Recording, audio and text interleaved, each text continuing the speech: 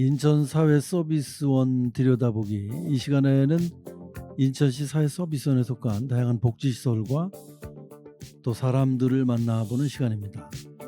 오늘은 긴급돌봄 서비스 현장을 소개해줄 인천 미추홀 종합재가센터 이재인 센터장과 함께 얘기 나누도록 하겠습니다.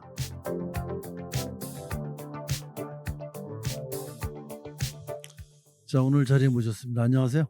안녕하십니까? 네, 반갑습니다. 반갑습니다. 언젠가 나오셔서 그 긴급 돌봄에 대해서 자세히 설명을 해주셨지 않습니까? 네. 이제 그동안 나름대로 이렇게 긴급 돌봄을 직접 현장에서 하시다 보니 여러 가지 이제 얘기들, 이 현장 중심으로 사례를 중심으로 이제 말씀을 해주신다고 하셨는데, 자, 우선 인사부터 하시고 시작할까요? 네. 안녕하십니까? 미추홀 종합재가센터장 이재인입니다. 이전에 출연했을 때는 저희 센터를 소개시켜 드렸었죠. 네네. 예. 그래서 오늘은 좀 전에 아나운서님이 말씀하셨듯이 긴급 돌봄에 대해서 네. 한번 좋은 사업에 대해서 소개를 해드릴까 합니다. 네네.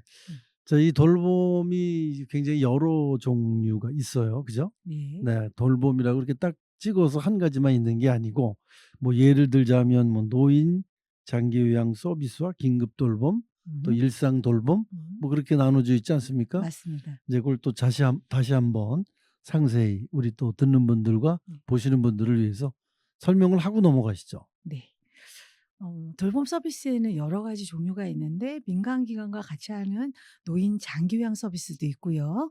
방문 요양, 방문 목욕, 방문 간호 등이 들어가고 있습니다. 네네. 그리고 긴급 돌봄이라고 하는데 장기 요양이나 장애인 활동 지원 같은 경우는 제도권 내에서 등급을 인정받아서 서비스를 받을 수 있다라고 한다면 네네. 그 제도권 내에 들어가기 이전에 긴급한 상태에서 돌봄 공백이 발생했을 때 네. 그것을 채워주는 게 긴급 돌봄입니다. 그래서 긴급 돌봄은 뭐 내가 이제 아파서 또는 갑자기 그러니까 질병으로 인해서 암이라든가 뭐 이런 것들이 있겠죠.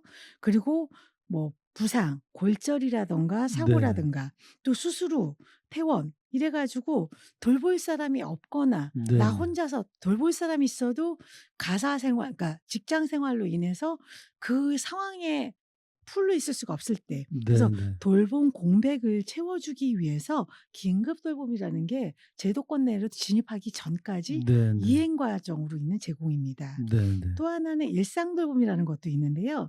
보통은 다 노인 중심으로 하면 65세 이상인데 일상 돌봄은 65세 미만으로서 또 그러한 돌봄 공백이 발생했을 때 네. 저희가 서비스를 제공할 수 있습니다. 자, 그러면 이제 65세 이상의 분들은 뭐 원래 받으시던 그런 돌봄을 받을 수 있지만 65세 미만의 분들이 뭐 다쳤다든가 네. 또는 병원을 가신다든가 긴급하게 돌봄이 필요한 그 공백을 메꿔주는 게 이제 긴급 돌봄이다. 네, 그런 긴급 거죠? 돌봄은 이제 나이 제한은 없고요. 네네. 어 돌보 제도권 내에 진입하기 전에 음. 돌봄 공백을 채워주는. 채워주는. 네. 알겠습니다. 그러니까 이미 받고 계신 분들 그 카테고리 안에 들어가시기 전에 이제 그렇죠. 이렇게 연결고리 역할을 해주는 네네. 그런 거라고 봐도 맞습니다. 되겠네요. 네. 이게 참 들어도 이게 쉽게 이해가 안 되는 게, 저도 이렇게 몇 번씩 그 많은 분들을 전문가들을 초청해서 얘기를 듣고 있는데 저도 쉽게 이해를 못하고 있거든요. 그렇다면은 또 이 방송이나 듣고 보시는 분들은 더더욱 어렵거든요. 그래서 용어를 최대한 쉽게 사례 중심별로 좀 풀어주시면 고맙겠습니다. 그래서 네네. 듣는 분들이나 보는 분들이 '아, 나에게도 도움이 되겠구나.' 용기를 내서 이렇게 신청을 좀 하실 수 있게. 사실 내가 그런 대상자에 되는지 안 되는지도 모르시는 분들이 많이 계시거든요. 맞습니다. 네네. 그래서 네. 그런 분들이 행정복지센터 같은 데 물어보실 수 있게 '저거 내 사례 같은데?' 이렇게 생각이 들 수 있게 좀 알겠습니다. 설명을 해 주시면 고맙겠습니다. 자, 이제 먼 긴급 돌봄 서비스에 대해서 안내를 해 주셨습니다. 이제 굉장히 유용한 사업인 것 같아요. 현장에서도 반응이 뜨겁지 않습니까? 어떻습니까? 많이 뜨겁죠. 네네. 사례 중심별로 좀 설명을 해 주시죠. 예. 일단은 지금 단어가 어렵다고 하셨으니까 단어를 풀어서 설명을 드리면 그렇죠. 노인 장기요양보험은 2005 년에 시범 사업부터 시작돼서 네. 지금 벌써 20 년이 됐으니까 옆집 건너 옆집에서는 다 알아요, 네네. 이제는. 근데 긴급돌봄은 그걸 모르시는 거예요. 이 단어가 나온 지가 얼마 안 되니까. 네네. 코로나 때 발생됐기 때문에요. 네. 코로나는 2020 년부터 됐기 때문에 인제 4-5 년밖에 안 됐거든요. 네. 그러니까 미처 알지 못하셔요. 그러니까 장기요양 받기 이전에 진짜 긴급하게 나한테 갑자기 뭔가 발생됐을 때 '이 긴급돌봄을 이용한다.' 이렇게 생각하시면 되는데 평상시에 잘 보이시던 분이 안 보이신다. '그럼 뭐가 문제가 있다? 음. 한번 확인해 보자.' 음. 그리고 긴급돌봄 신청하시면 됩니다. 네. 이렇게 그 되고 본인이 신청하실 수는 없는 거 아니에요? 이제 본인이 아프셔서 뭐 아까 말씀하신 대로 그렇죠. 보이시던 분이 안 보이실 수 있는 거니까 주변에 계신 분이 대신 신청을 해 주셔도 되는 겁니까? 가족들이 많이 하시고요. 또 가족들이. 요새는 사회복지 공무원들이 네네. 많이들 그 취약계층에 그 네. 순회하고 있잖아요. 그래서 발견해서 신청하시는 분들도 있고 음. 이장님, 통장님, 반장님 네. 이런 분들이 많이 하시고요. 또 민간기관에서 많이 하다 보니까 또 이렇게 그런 대상자를 또 보게 돼요. 네. 그래서 그쪽에서도 많이 하게 됩니다. 네. 그래서 주변에 관련 있는 분들이 해 주시면 되겠다. 네. 그래서 긴급돌봄은 가사와 이동 지원에 대해서 서비스를 제공할 수 있는데 일시적으로 생긴 어려움이기 때문에 이걸 해소하는 역할로 최대 한 달에서 최대 2달까지입니다. 음. 그리고 나서 2달이 지나고 나면 노인 장기요양보험이나 장애인 활동 지원으로 제도권으로 넘어갈 수 있는 이행기가 되는 네네. 거고요. 그리고 30일 동안에 72시간 네. 그러니까 3 시간씩 24회 정도 서비스를 이용할 수 있는 거예요. 네네. 그리고 1 년에 한 번 이용할 수 있는데 예를 들어 오늘은 손목골절이 돼서 두 손으로 설거지할 수 없어서 네. 긴급도보부 신청했는데 나중에는 이러다 보니까 뭐 띠등띠등하다 다리도 골절이 됐어요, 예. 고관절 골절. 그래서 고관절 골절로 또 신청한다 하면은 다른 사유라면 2번까지 신청할 수가 있습니다. 네. 그래서 1 년에 2번까지 신청할 수 있고요. 혼자 사는 어르신이라든가 중장년이 알아두면 참 조용한 사업이고요. 현장에서 이렇게 보면은 이걸 잘 몰라서 있다가 어떻게 신청해서 서비스를 받다 보면 너무 만족도가 좋으신데 그 사례를 설명드리면 되겠죠? 네네. 네네. 저한테 긴급돌봄이 신청이 들어와서 상담을 나갔습니다. 네네. 그런데 어르신께서는某某대학병원에서 폐렴으로 입원했다가 네. 요로 가면 폐렴, 폐혈증 그리고 심정지가 일어나서 거의 돌아가셨다고 생각했던 거죠. 네. 근데 인공 심박동기를 착용하고 깨어나셨어요. 그래서 중환자실에 있으면서 인제 아드님이 네. 20년 된 장기요양보험을 신청하셨습니다. 그건 많이 들었으니까. 네. 근데 장기요양보험은 이분이 지금 급성기인 거죠. 음. 급성기는 그렇죠. 기각이 돼요. 그래서 "석 달 지나서 신청하라." 이렇게 되거든요. 네. 그래서 그 돌봄 공백시를 긴급돌봄을 신청하셨어요. 그래서 네. 가서 여쭤보니 아드님이 버스 운전을 하시는데 아침 5 시에 나가서 오후 3 시에 퇴근하고 네. 그리고 오후에는 1 시에 나가셔서 밤 12 시에 들어오신대요. 그러다 음. 보니까 어머니 식사를 챙겨 드릴 수가 없어서 제일 걱정을 하시더라고요. 네. 그럼 이분은 어떻게 해 드릴까 고민을 많이 했어요. 그러다가 한 주는 여기는 오전, 네. 한 주는 오후 이렇게 하신다 그래서 오전에 근무하실 때는 오전밥을 챙겨 드리고 요양보호사가 저녁거리를 다 준비해 놓으면 아드님이 엄마를 챙겨 드리고 네네.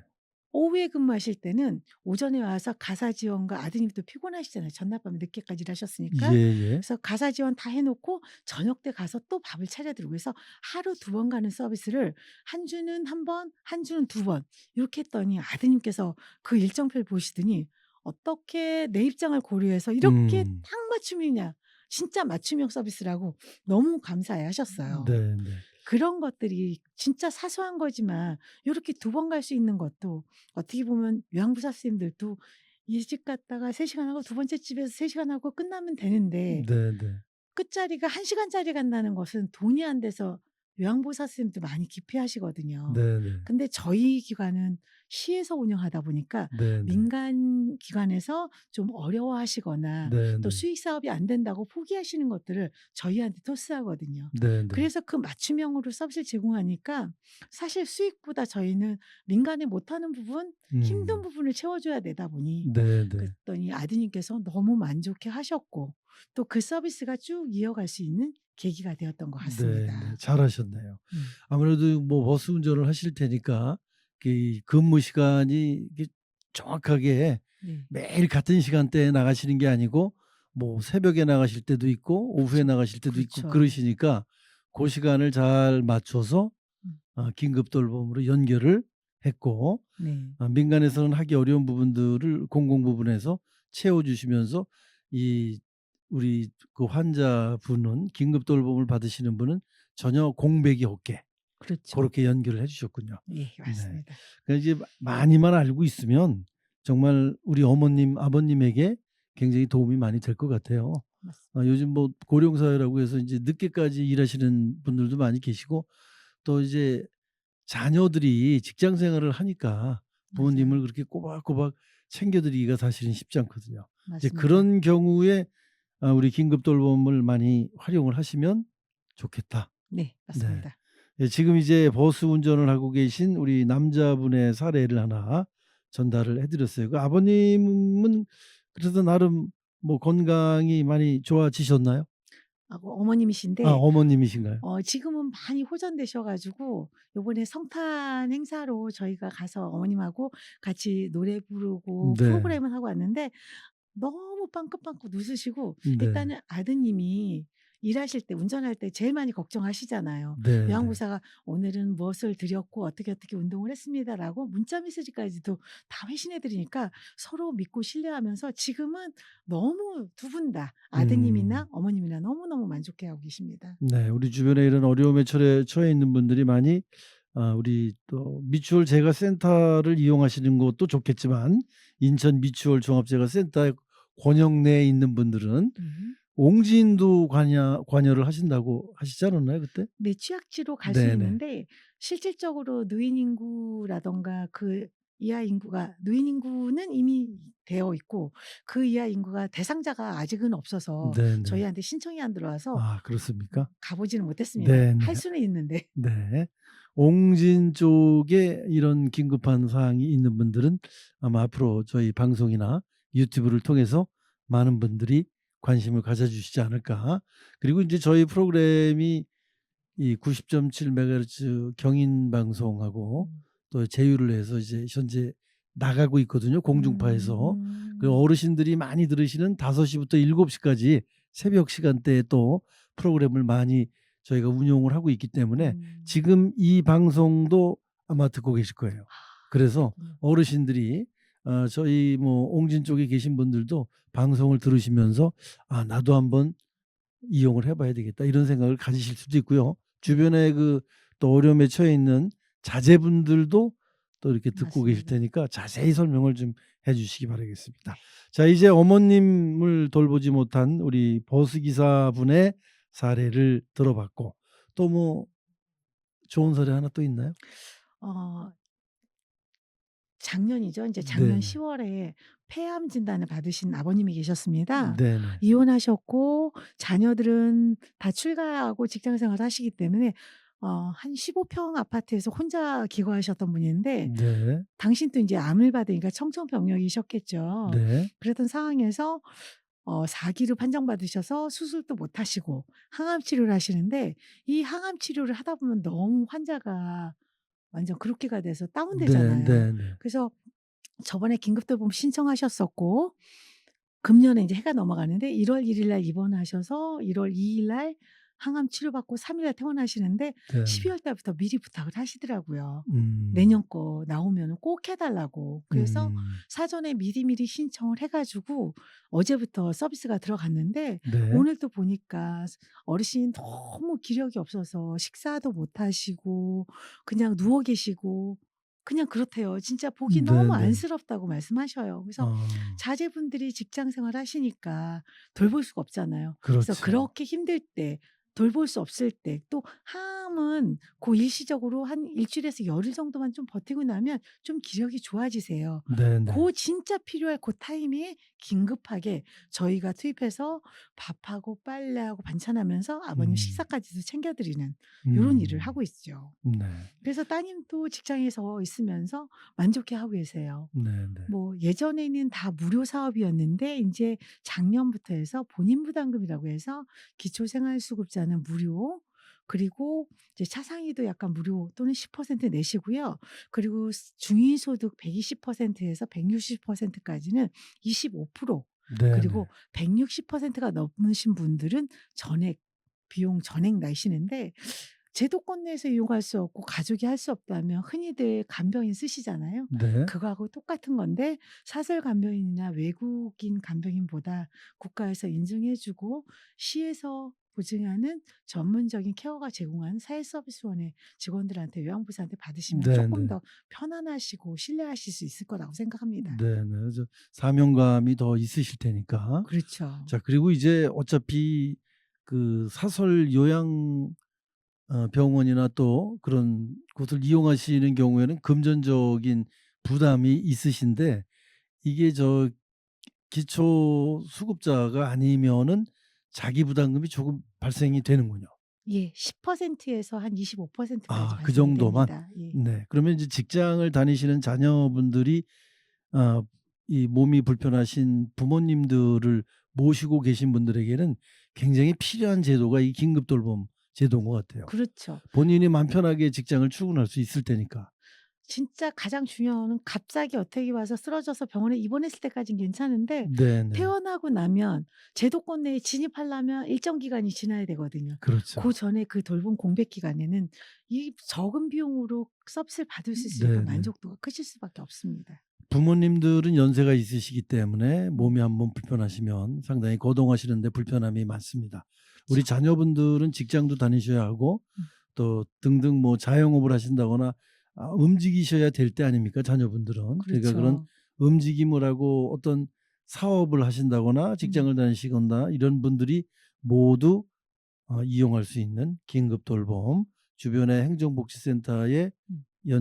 연락을 하시면 이용하실 수 있다는 점 다시 맞습니다. 한번 콕 집어서 말씀을 드리고 네. 넘어가도록 하겠습니다. 네.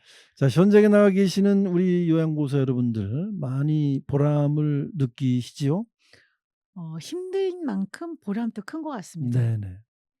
왜 우리가 그 시험 어려운 시험 열심히 공부해서 100점 맞았을 때 기분이 좋듯이 그쵸. 이런 어려운 처지에 계신 어르신들을 돌봐주시고 또 자녀들까지 고맙다는 얘기를 계속 해 주고 그러면 보람이 상당히 있으실 것 같은데, 현장에서 어떤 일들을 많이 하신다고 하셨나요? 우리 요양보호사 선생님들이? 그 아까 첫 번째 사례 같은 경우는 이제 식사 지원과 청소 네네. 지원이 했었고요. 식사, 청소. 네. 네. 두 번째 분도 식사 지원과 청소가 됐었었고요. 음. 근데 또 한 분은 병원에 골절이 돼서 한동안 많이 입원하셨다 오시니까 집에 바퀴벌레며 음음. 음식물 쓰레기며 냉장고 안에서 꺼내는 게 20 리터짜리 3 개가 나올 정도로 네네. 엄청 많다 보니까 요양보호사 혼자서 다 커버하기도 힘들고 하루 네네. 이틀에 되지가 않습니다. 이런 것들을 보면은 전반적으로 집 전체를 다 관리하게 되는 거죠. 네네. 심지어는 일반 냉장고, 또 두 번째 냉장고, 음식물, 그러니까 우리 김치 냉장고, 이 네네. 냉장고 세대에서 다 썩은 게 나올 정도로 이런 네. 것까지 음식물 처리까지도 다 버리고, 또 목욕도 시켜 드리고 병원도 모셔 드리고 네네. 또 휠체어 밀면서 다니고, 이러다 네. 보니까 또 겨울철에는 휠체어 밀다 보면 미끄럽기도 하고, 네. 또 그렇죠. 어르신 감기 걸릴까 봐 조심스럽기도 하고, 그래서 많은 고생들이 많은데, 이런 고생을 하면서도 인제 나중에 끝날 때는 "집이 없었으면 이걸 다 어떻게 했을까. 너무 음. 고마워."라고 하시는 그 한 말씀에 사르르 녹더라고요. 네. 그래서 요양보호사 선생님 말씀하시길, 민간 기관에도 있었었지만 사회 서비스원의 요양보호사로 있다 보니 네. 힘들긴 되게 힘들지만 나름대로 보람이 많고 '명품이다. 음. 나는 명품 요양보호사가 된 것 같다.' 네네. 이렇게까지도 소개를 하십니다. 네. 자기 스스로. 자신의 직업에 대해서 만족도 하시고 음. 또 자부심도 갖고 계시면 그쵸. 더더욱 우리 긴급 돌봄 해 주실 때 굉장히 뿌듯함을 갖고 자랑스럽게 네. 또 돌봄을 해 주실 수가 있을 것 같습니다. 결국에는 이 몸이 불편하신 분들과 직장이나 자영업을 하고 계신 직업을 갖고 계신 자녀분들 사이에서 자녀의 역할을 해 주고 계신데 주가 되는 게 지금 말씀을 들어보면 식사를 만들어 드린다거나 또는 청소를 해 주신다거나 병원을 안내해 드린다거나 네. 가벼운 산책을 도와드린다거나 네. 이런 환자분께서 불편하시고 답답한 부분을 다 해결해 드리는 그런 역할을 하고 계시네요. 그쵸. 네. 자식의 역할, 효자손의 역할 딱 필요한 네네. 것만 긁어 드리고 있죠. 네네. 아무튼 앞으로도 계속 그런 좋은 일을 많이 해 주시고요. 우리 미추홀 종합재가센터 이재인 센터장님과 이제 함께 얘기를 나눠 봤는데 가시기 전에 뭐 새해 계획이라든가 또 새해를 맞이한 어떤 각오라든가 음. 그런 말씀 하나 해 주시면서 마무리하도록 하겠습니다. 네. 제가 미추홀 재활센터에 부임한 지가 지금 5 월부터 해서 8 개월이 됐는데요. 네네. 8 개월 했지만 실질적으로 센터 오픈해 가지고 사업을 실시한 건 4 개월입니다. 네네. 4 개월 동안에 535 건의 서비스를 진행했었고 이 토대를 보면서 아직 몰라서 이용 못 하신 분들이 너무 많아요. 근데 네네. 이분들에게 진짜 자녀의 손길로서 내 부모처럼 정성껏 섬길 것이니까 네네. 어르신들 많이 신청해 주시고요. 또 이 긴급 돌봄 서비스가 뭔지를 몰라서 신청하시는 분들이 못 하시는 분들 많은데 주민센터 가서 "내가 이러이러하니 어떤 서비스를 받을 수 있겠습니까?"라고 도리어 역으로 긴급 돌봄 모르시면 그렇게 물어보셔서 찾으시고요. 긴급 돌봄은 1522에 0365로 전화 주시면 상담 자세하게 설명해 주실 수 있습니다. 네네. 1522에 0365 번으로 네. 문의 전화를 주시면 상세하고 친절하게 안내를 해 드리도록 하겠습니다. 그리고 서류로 확인이 어려울 때는 읍면동 담당자나 제공기관에서 확인도 하실 수 있다고 하니까 네. 발걸음을 한번 해 주시면 어차피 우리 자식 되시는 분들이 그동안 이제 부모님을 위해서 많이 노력을 하셨는데 맞습니다. 계속 노력하는 김에 이것까지 마무리를 해 주시면 본인이 열심히 음. 직장 생활 하실 수 있을 테니까 꼭 좀 활용해 주시기 바라겠습니다. 자, 새해 아무튼 복 많이 받으시고요. 늘 그런 자부심을 갖고 현장에서 열심히 최선을 다해 주시기 바라겠습니다. 자, 네. 긴급 돌봄 현장에 대해서 인천 미추홀 종합재가센터 이재인 센터장님과 함께 얘기를 나눠 봤습니다. 오늘 시간 함께 해 주셔서 대단히 고맙습니다. 네, 감사합니다. 고맙습니다.